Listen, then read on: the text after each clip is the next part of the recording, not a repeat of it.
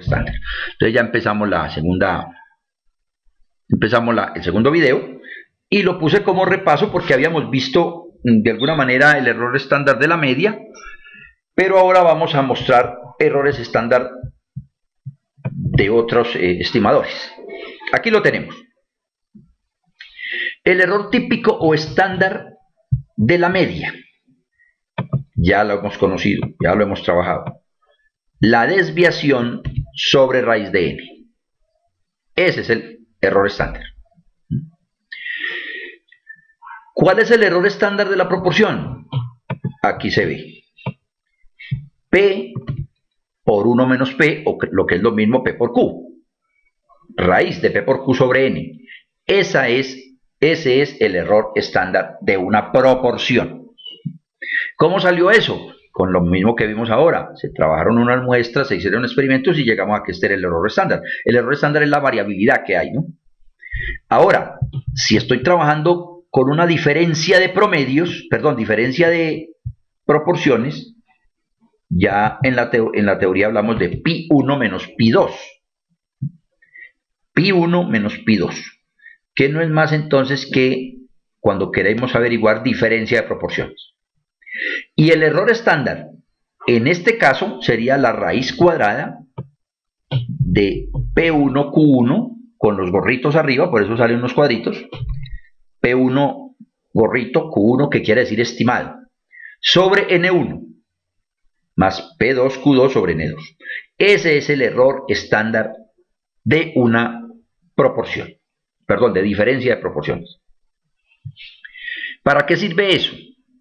Pues eso sirve porque es lo que vamos a utilizar como fórmulas, tanto en el intervalo de confianza como hipótesis, con las pruebas de hipótesis. Es claro que nosotros tenemos el enfoque de los software y así se va a hacer, pero también es cierto que al hacer un curso de este tema, es bueno tener al menos las fórmulas que se están hablando. Entonces, ahí está. Error estándar de diferencia de proporciones. ¿Cuál nos falta? Dentro de lo común, el error estándar de la diferencia de medias. Y habrían otros errores estándar, pero entonces aquí vamos a mirar entonces ya el error típico o estándar de la diferencia de medias. En nomenclatura entonces ya sería μ1 menos μ2. μ1 menos μ2. El error estándar aquí es igual a la raíz cuadrada de la varianza 1 sobre N1, varianza 2 sobre N2. Pero eso siempre y cuando conozcamos la verdadera varianza. Y ya hemos mencionado en otras oportunidades que esto en la realidad es muy poco probable que lo conozcamos. Entonces, si se conoce, pues esa es la fórmula que hay. Si no se conoce, pero son supuestamente pues muestras grandes, en fin, se habla del S1 cuadrado sobre N1 más S2, o sea, las estimaciones. Pero yo creo que la que más se utiliza es la que tenemos en términos de SP. SP es la desviación conjunta. Entonces, el error estándar, cuando es una diferencia de medias, la formulita que nos queda es SP que multiplica al radical que están observando. ¿Y qué es SP? Ya lo dije, desviación conjunta. Conjunta quiere decir una desviación que involucra las dos muestras. Y es lo que tenemos en la parte inferior. Varianza 1 por N1 menos 1 más varianza 2 por N2 menos, etc. ¿Sí? Esas son las fórmulas. Si quisiéramos nosotros realizar algún ejercicio manual, o no pudiéramos hacer más nada, o implementar esta fórmula en el Excel, por ejemplo. Pues bien, ahí ya tenemos entonces los errores estándar. Ahora, ¿qué incidencia tienen estos errores estándar?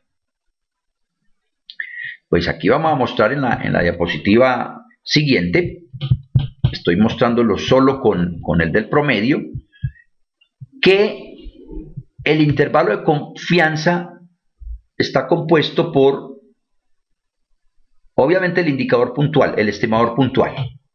El estimador puntual es la media, ¿no? X barrita. Pero también tiene el error estándar de la media. Ahí está. El error estándar de la media es la desviación sobre raíz de n. Pero si fuera de la diferencia de medias, entonces ya sería lo que vimos ahora. SP por la raíz de 1 sobre n1 más 1 sobre n2.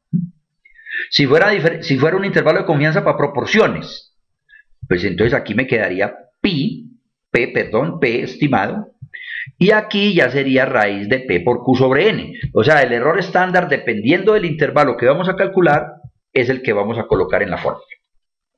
¿Me hago entender hasta ahí? ¿Sido claro hasta acá?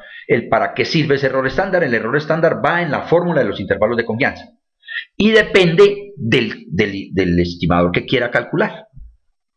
Muy bien.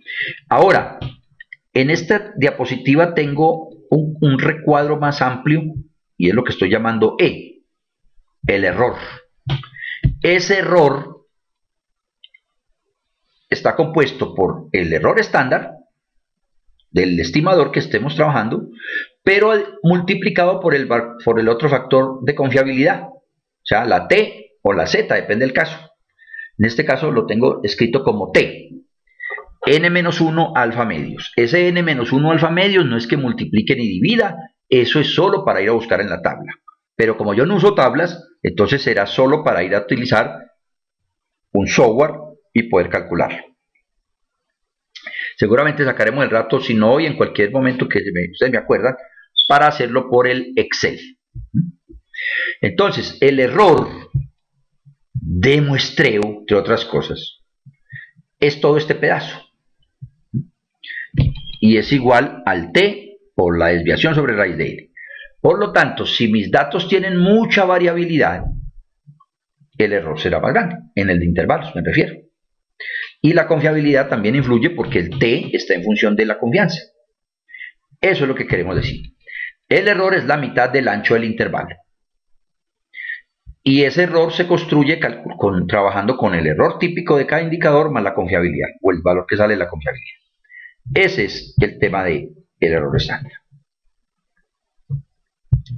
Ahora, tratando de redondear el asunto, observamos que tenemos un estimador puntual, mu estimado es igual a la media, que es igual a la sumatoria de x sobre n, y aquí tenemos la otra formulita del intervalo de confianza. Es indiferente hablar de n-1 alfa medios o n-1, 1 menos alfa medios. Es indiferente porque la distribución T, también como la Z, es simétrica. Es simétrica. Por lo tanto, no es indiferente la nomenclatura que usemos. Bien, lo otro que quise mostrar aquí es el dibujo, donde el 1 menos alfa, que es la confiabilidad, pongámosle un 95%, que es lo que está en la figura, lo que significa es que si yo tomo una muestra,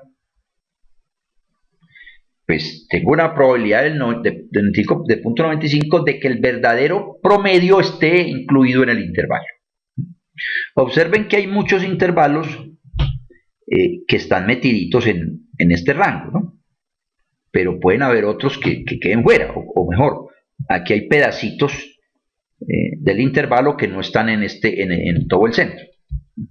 Y eso es lo lógico. Cada muestra tiene dos límites, pero miren que todos los que voy a señalar acá están conteniendo el verdadero parámetro, ¿vale? Aquí, mu. Este de acá, el que sigue, ya no contiene el verdadero valor, me quedo por otro lado. Eso entonces lo que significa es que si hacemos muchas veces, tomamos muchas muestras, se habla en teoría que de 100 muestras que hagamos, en 95 de esos intervalos va a estar el verdadero valor del parámetro. Por lo tanto, en otros 5 no. Pero en la realidad no sabríamos el que cogimos nosotros si lo tiene o no lo tiene. Esa es otra situación. Tratamos pues de tener la confiabilidad, de hacer muy bien las cosas, pero en unas con otras hay esa posibilidad. Muy bien, aquí dice segundo video, lo que quiere decir que voy a parar acá. de 10 minuticos nos queda, pero los tengo organizados de esa manera, para que nos quede todo adecuado. Ya vamos a empezar, bueno, para que los de este video puedan observar que sigue, vamos a mostrar aquí, bueno, me siguió quedando Universidad de Málaga, pero eso ya no es de la Universidad de Málaga, eso ya son, digamos, aportes personales. Entonces voy a parar el video y luego en el tercero seguiremos con diferencia de promedios.